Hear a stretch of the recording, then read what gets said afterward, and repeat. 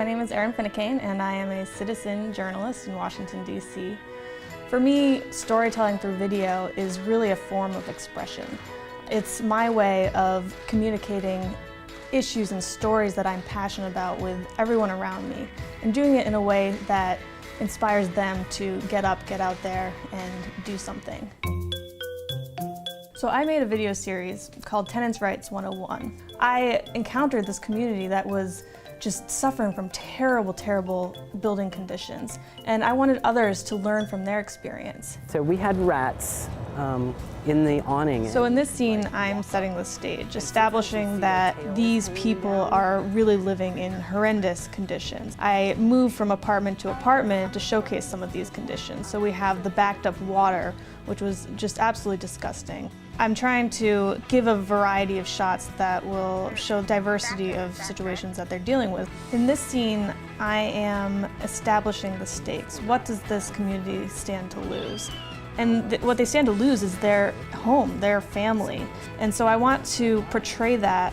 Instead of using a tripod, I decided to go handheld and to get really into the action. And instead of intimidating them with a whole bunch of studio lights, I keep it pretty organic, and I just follow them around through their daily activities and their daily lives.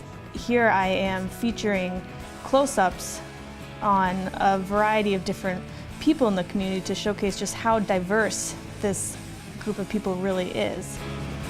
Some of these wide shots of the building coming together show that this community is rallying around educating themselves and working together. I thought that using a time-lapse of children coloring in a drawing of their building would add both an artistic element, but also speak to the personality of the building. Anyone can do a time-lapse just by taking a picture every couple of seconds and then stringing those pictures together. We end here on shots of a mother and two daughters, and they are really just symbols. They could be anybody. They could be you, they could be me, they could be your neighbor. And that's what I wanted to leave the viewers with. I actually had a very direct impact on this particular community. They ended up using some of my footage in an application for city funding to buy their building. And as a filmmaker, it was just such an empowering experience to be able to impact such a positive change on my community and on the people's lives around me.